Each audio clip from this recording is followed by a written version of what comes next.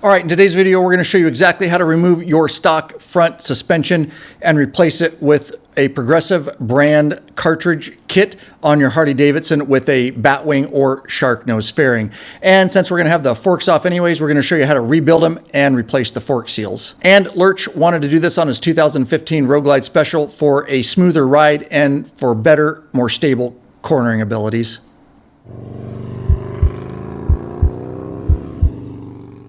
Welcome back, Bikeaholics. Ryan Urlacher here, lawabidingbiker.com. I always thank you, that's right, you, for checking back in. So before we get started, there are some things you should know. First, we do sell Progressive and OHLINS suspension right in the Law Abiding Biker store. And if you appreciate this free video and all the free content that we put out, please consider purchasing from us. It does help support us, and I will link to all that in the description below. So this is a cartridge kit which replaces all of your internals on your right and left side except for your fork stop. Understand that the compression and rebound cartridge is installed on your right side, while a new Progressive spring is installed on the left side. Also note that there's a standard spring or a spring that will lower the front end 1 inch. And you'll need just a few specialty tools, and we'll either sell those right in the Law Abiding Biker store or we'll provide affiliate links. It'll all be in the description below. And don't forget, you'll need some fork oil. And if you haven't already, make sure you check out the Law Abiding Biker podcast, where we talk about things like this in a lot more detail, and we have a lot of fun doing it. You can listen on any major podcast platform. Also link to it in the description below. And with that said, what do you say we get wrenching, huh? But before we do, make sure you hit that subscribe button and bell icon. Every time those are hit, another biker joins the revolution, and we'd love to have you be part of it. All right, so the first thing for this project, we've got the bike on a Titan lift. We've got a 1,000-pound Titan mini jack underneath it because we're going to remove the front wheel, fender, fork, stuff like that. There is no better way to work on your motorcycle than having this Titan lift and mini jack. We do sell it right in the Law Abiding Biker store. We'd love to get one shipping your way. I will link to it in the description below. So with his 15/16 socket there, he's got on a breaker bar, he's going to crack that front axle nut. And with it cracked, he can go ahead and back that nut off, and there is a washer behind that. You'll want to save it, of course. And now with the dead blow hammer, he's just going to go in while the bike tire is still on the lift and at least pop that through flush. Now we can jack the bike up. All right, and he's just going around to his mini jack there. And he's going to start jacking that up so we can get this front wheel off the lift for wheel removal. Okay, so before we pop the axle through the rest of the way, we're going to take off the brake caliper on the left side here. That's a 10 millimeter 12-point socket for those brake caliper bolts that go into the forks there. And he's moving up to the top one. Now for regular front wheel removal, you really only need to remove one. But in this case, we're going to be removing both forks. And so we're just going to remove both brake calipers, one on each side for this touring model. And he's just finishing that top one. Of course, that's going to release it. And you've got a wire organizer there too that kind of guides your wires. And he'll just kind of let this dangle for now, and then we'll be able to let it go the rest of the way when we get that speed sensor, ABS sensor out of there. And he's just working on the brake caliper, of course, on the right side here, same two bolts that he's going to remove. And he got that one free there. He's just working it off the rotor. And you can kind of let that one dangle back there off the engine guards or set it on the brake pedal. Take a little pressure off that line. All right, so on the left side of the bike here, one thing you'll want to note before you start popping the axle through the rest of the way, you'll notice the black speed sensor that's got a wire on the back side there. It is your ABS speed sensor.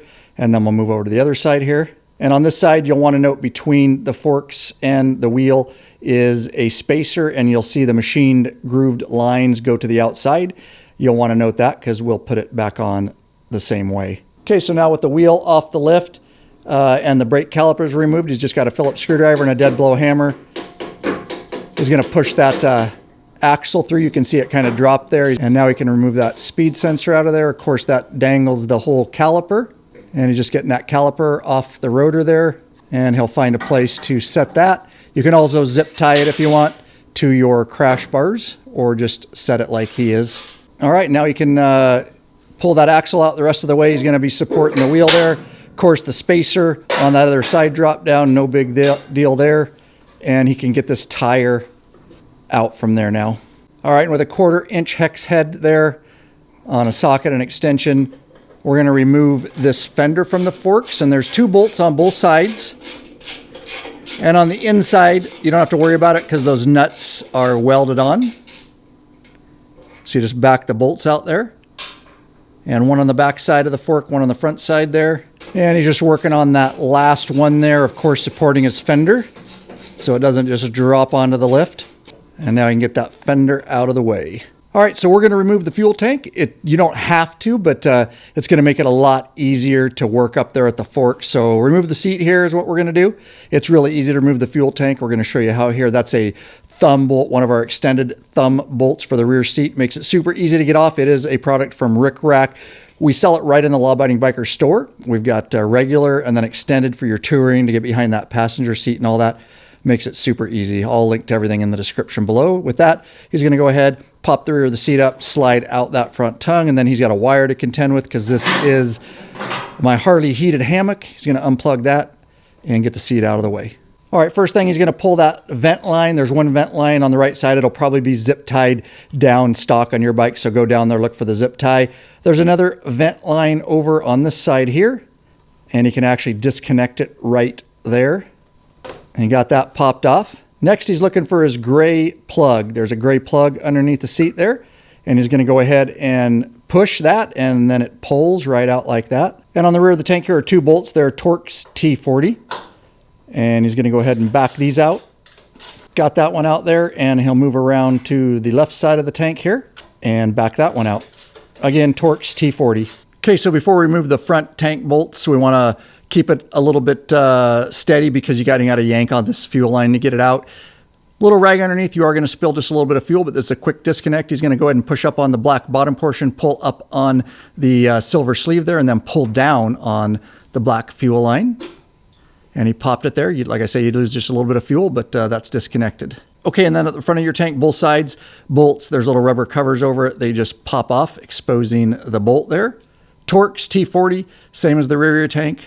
Again, one on the left front here and one on the right front, and he'll back these all the way out. All right, finishing up getting this left side out, he'll move around to the right side. And he's just finishing getting that right front tank bolt out. Now that completely frees the tank up, all the lines are undone. He can go ahead and just kind of lift up on the rear and pull back there, and then you can lift the tank out of the way. That'll make it much easier to work and get at those fork cap bolts up here and clamps.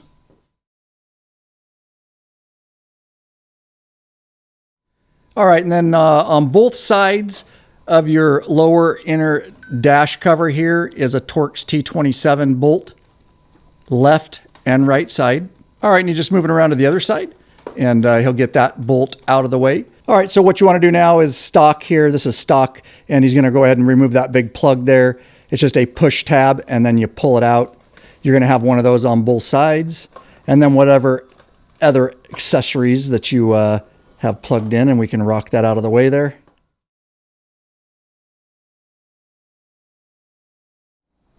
All right, and so to make it easy to get this inner dash panel off, we're going to actually remove the ignition here. And he's going to go ahead and turn it to the fork lock position. All right, so he's going to go ahead and put his key in, and he's going to turn that all the way counterclockwise. At the same time, he's got a screwdriver, and he's using a flathead there. He's pushing up on a button there underneath. At the same time he's turning that ignition, he's pushing down now. The button is up there, and now he can go ahead and lift this whole ignition off. Just be sure to take it straight off and don't turn it. You don't want to misalign your ignition. Now he's going to take the spring off there. All right, and so he's going to take that top nut off. Channel locks is all you need, and you can see it unthreads there, and these only go back on one way. And then he'll take the lower collar off there. All right, and on each side of that inner dash panel, Torx T25, there's a bolt on left and right side, and that's what he's removing here on the left side. And just moving around and getting this right side one out. All right, and with those two screws removed, you can go ahead and pull this inner dash panel out. He will have some plugs to contend with here. All right, just got some dead-headed plugs there. They're just in caps, and you just push the tab and pull those out. Or you may have accessories. Whatever you have, you'll need to unplug. All right, and then he's just got his main gauge plug there, and it's got tabs on each side. He's just prying up with a screwdriver, popping those. There we go. All right, so now this dead-headed plug on the other side, it's kind of hard to get to. But there's a tab up underneath there, just like the other side, but it's at the top this time. It's easier to get in there with a screwdriver and pop that one. So now there's two sets of clamps. You've got your mid clamps for the forks. There's two bolts down there. And then at the top, there's one bolt. Again, that clamps the forks or the fork left side into position there. That's a 1/4 1/2" hex head. And he's going to go ahead and break that top one and start backing it out. Now, no big deal here because you've still got your mid clamps supporting the fork, and he's going to go ahead and at least break those and get them started there. Now for the next part, it helps to have a partner because as he's loosening those, the fork's going to want to drop out and we don't want it dropping on the lift. So having a partner up front while you're loosening those and guiding the fork out is very helpful. And so same thing on the right fork is just have that partner and loosen those inner clamps up and guide that fork out of the way. All right, so now we're at a point where we're going to remove the fork cap bolt. In this particular 14 Street Glide Special, it's actually a hex head and it's a 19 millimeter, which we have. On some of your other bikes, it'll actually be a fork cap nut head, and you can use a crescent wrench or an appropriate size wrench or a fork cap wrench itself. At any rate, we're going to, remember this is under extreme pressure, so all we're doing right now is just breaking it. So I'm going to hold this the best I can. Definitely helps to have two hands here. He's putting his 19 millimeter in there. All right, and he's getting it broke, and that's good right there. Just a couple threads. All right, so this is just a piece of metal. It's actually a part from a fork, vise fork clamp to work on forks, but use whatever you have. But basically the easiest way to do this, again, under high pressure because it's under a load of a spring. So you want to obviously be safe about it. Don't get it in the face. So when he's doing this, he's going to have his face backed off, but he's going to be basically holding the fork cap bolt, and I'm going to turn the fork underneath him. And so he's going to put pressure down there. And so I'm actually just turning the fork clockwise. That's allowing the bolt to come out there. And I see it coming, and he's just going to keep holding pressure down on it. And you see we released it, and you can easily let all that pressure, but that's how much pressure is on there. You've got your spacer, of course, your cap, and then the spring down there. All right, and so now we've got the fork cap bolt off, and he's going to set that aside. He's going to remove the stock spacer there. He's just got a tub because there's oil in here, of course. He's going to reach in and remove the stock spring there, and we're going to be discarding all these parts. And any tools we talk about in this video, like the fork clamp vise tool, we'll link to it in the description below. No additional cost to you, but if you click through any of those links and make a purchase, we do get a small commission. Helps keep the lights on here at the channel. And now he can go ahead and turn that over, and he's going to dump the oil out into our oil pan there. All right, so for this bike, it's a 14 Street Glide Special. It's got a 12 millimeter hex head, and you can see you need a long one to get up in there. Some of the older bikes pre-2014 were 6 millimeter, but he's going to go ahead and back this out. He already broke it, but he's going to back it out the rest of the way. You can turn the fork up, and he's got it in his hand there. So now that that bottom bolt is out, we can go ahead and he's going to turn it over there and get the rest of the components out. All right, just real quick and we'll get right back into your video. As you can imagine, a lot of man-hour expenses and effort go into keeping this channel going strong. Of course, there's a way you can support us by becoming a patron member. I will link to it in the description below. There are benefits for becoming a member, such as t-shirts and stickers. You get access to the private Facebook group, which is a troll-free zone, nothing but bikers helping bikers. You get access to live video broadcasts and chat, podcasts early, premium videos, and of course, access to those ride, meetup, and events. We appreciate you considering becoming a member. All right, let's get back into your video. So of course, we've emptied all the oil out, so the forks are dry, and this comes in your kit for both sides. This is a new top-out spring, so he's gonna drop that in there first. All right, and just to mention, his fork is compressed all the way, so the upper tube is all the way down in the lower as far as it will go. This is your actual cartridge assembly from Progressive. You'll note at the bottom of it how that's shaped. It's kind of a cone. That is going to work its way down as he puts this in there. We're going to work that down into the bottom cup or fork stop, whatever you want to call it. And you can see once you get it, it sits in there like so. All right, he's going back in with his bottom bolt there. That's a 12 millimeter hex head. And I would strongly suggest, we did it on these forks. We completely rebuilt them and redid the fork seals. Of course, on that bottom bolt, there's also a crush washer. But if you want to get our full fork rebuild video, I will link to it in the description below. Since you have them off, it's just a good time to do it. And he got that at least started there. All right, so he's going to thread the actual fork cap into the fork there.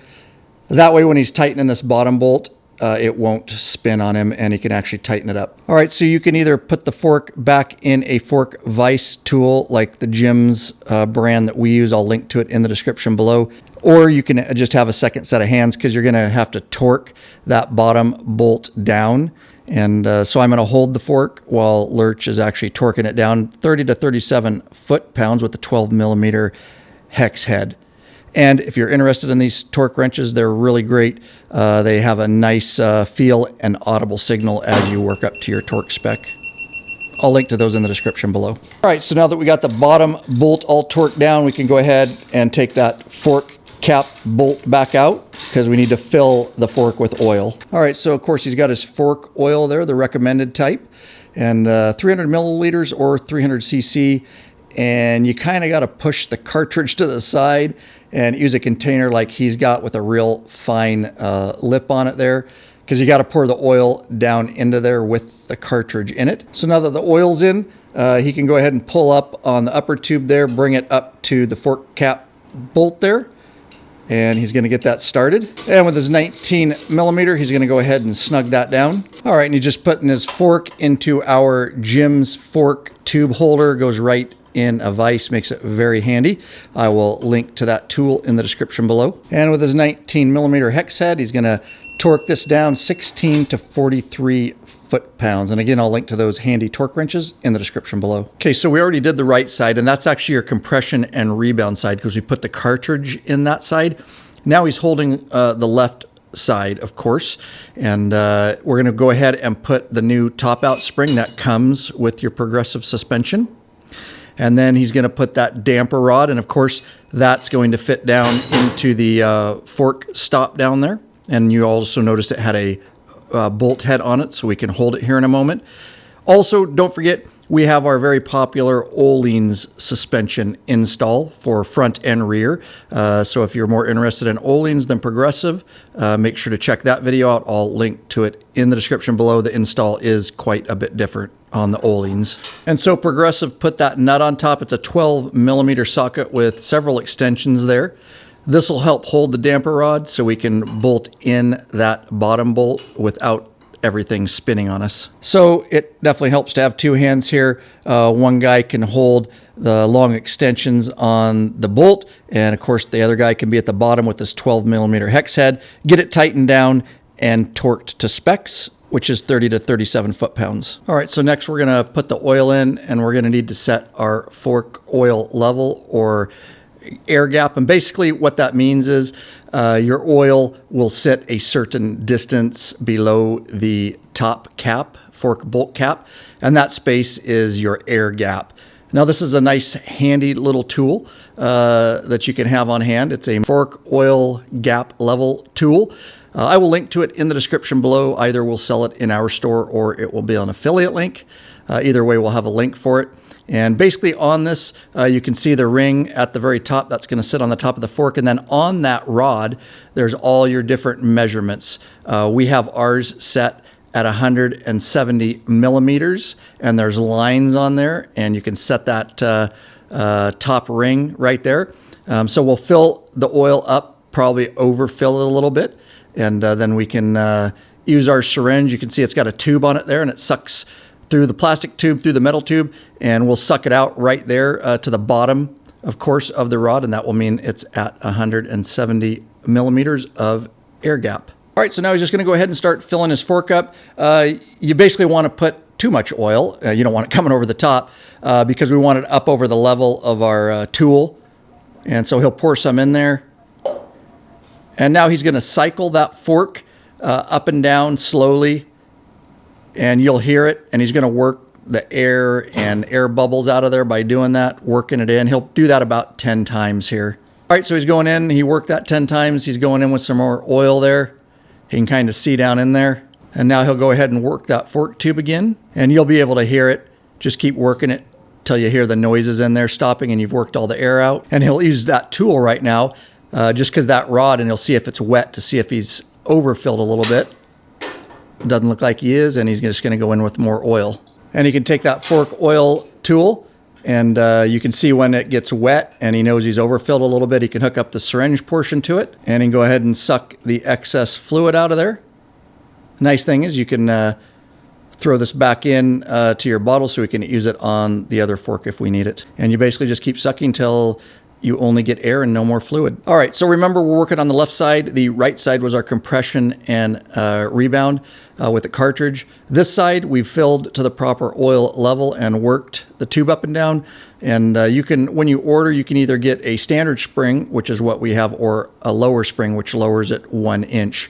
Now, the thing you'll want to note is on this spring, the gaps on one side of the springs are larger, and as you work down to the bottom of the spring, they get tighter. That's the side that you don't want to go down. And again, I'll link to all these products in the description below, right from the Law Abiding Biker store. So now with the tighter spring side going down, he's going to slowly work that down into the fork tubes there, and I work it down till it bottoms out there. And now he's going to go ahead. He had his fork tube down, and he's going to pull that fork tube all the way up there, and you see the spring goes down inside. And this comes in your kit. This is an actual spacer, goes on top of your spring.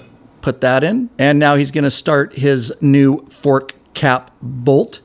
This comes in your kit, and it looks like you got it started there. If you have problems, just use the same technique that we used to get the fork cap bolt off, just in the opposite direction. And now with his 19 millimeter hex head, he's just gonna get that tightened down. And just like the other side, we're gonna now put it in a fork clamp and torque it to the same specs. This is your preload adjuster bolt, and it comes in your kit. He's gonna go ahead, of course, that fork cap bolt, you can thread it down in there, and it's gonna push against that top spacer that we put above that spring and put pressure down on the spring, thus adjusting your preload. All right, and with a 12 millimeter hex head on his torque wrench now, he's gonna torque that to 15 to 20 foot-pounds, and your preload is now set.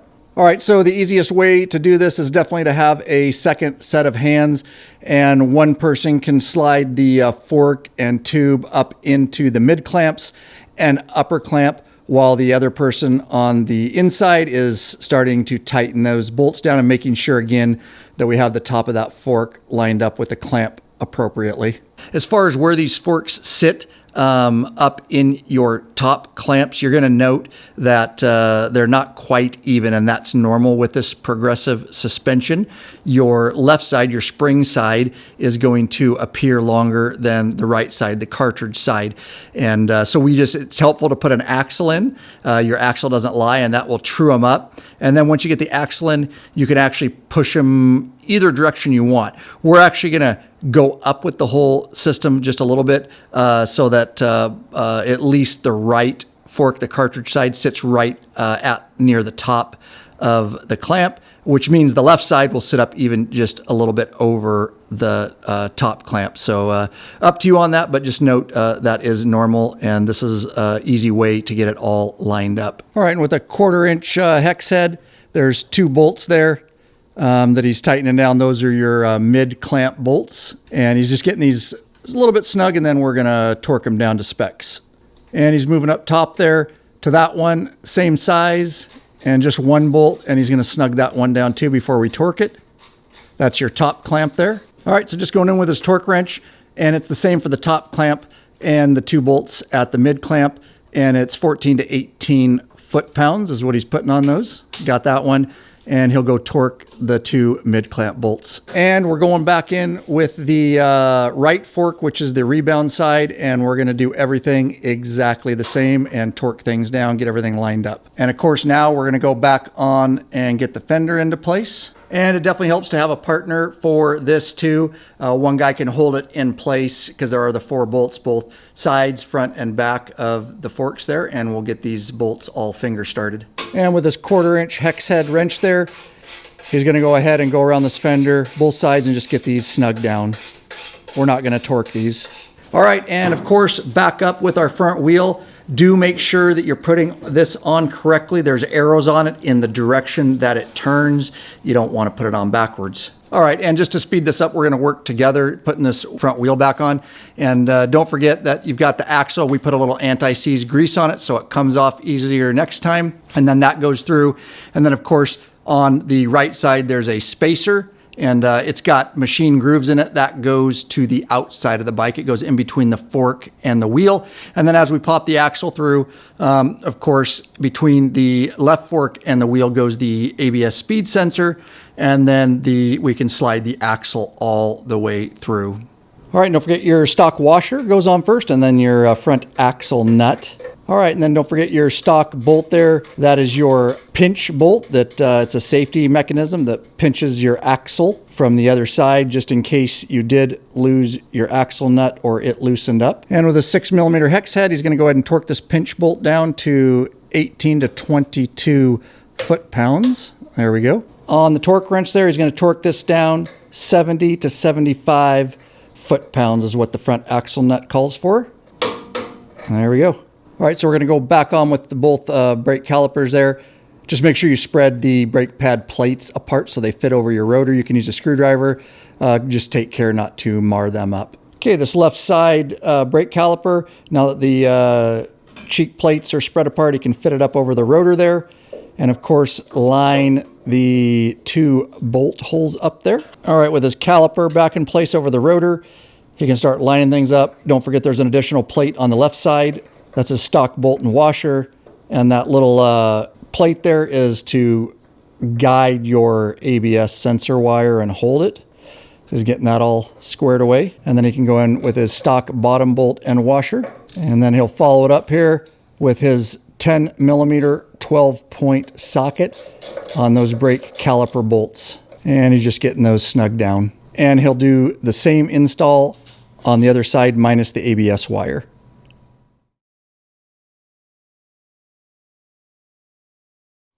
All right, and he's just putting that lower dash panel back in place there. Just make sure that whatever wires you unplugged can vary, whether it's a Street Glide or an Ultra, but plug everything back in the way it came out, and he'll get that positioned into place there. And don't forget you have 2 bolts left and right side that he's getting started there. And those are Torx T27. And just moving around to the left side there, getting the hole lined up, and he'll get that one in there and snug down.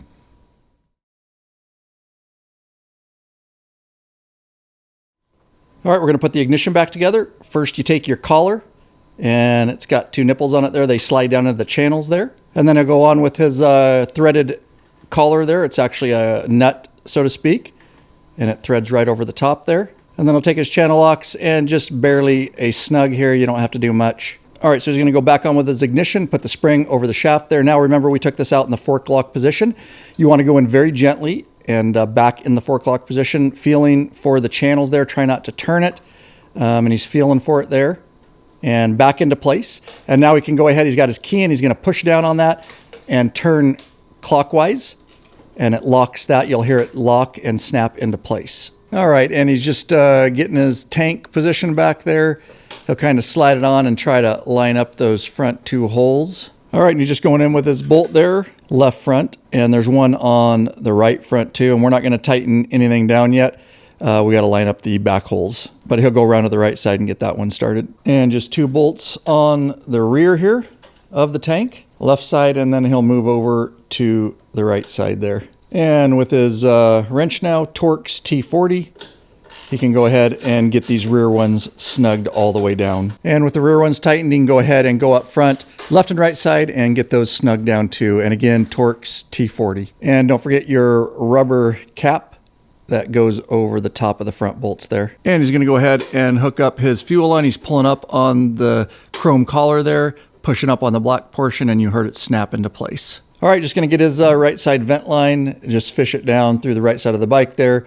Again, when this is stock, it is zip tied, and you can certainly put a zip tie on it if you want. And he'll move over to the other side here, and there's that vent line that he'll pop back together there. And he's going to go ahead and grab his gray plug there. Only goes one way, make sure it clicks together. And of course, he can go back on with the seat here. This is my Harley heated hammock, so plugs into power underneath there. He'll slide that rocket up, slide that front tongue in, get it positioned in the back there, and then he'll secure it down with our RICKRAK seat bolt in the Law Abiding Biker store. Link in the description below. All right, your journey's not done on the channel. I'm popping a couple videos on the screen here for you. Hopefully something useful or entertaining. Heck, maybe both. At any rate, when you're done watching videos, make sure you get out there and ride every chance you get, Bikeaholics. Peace.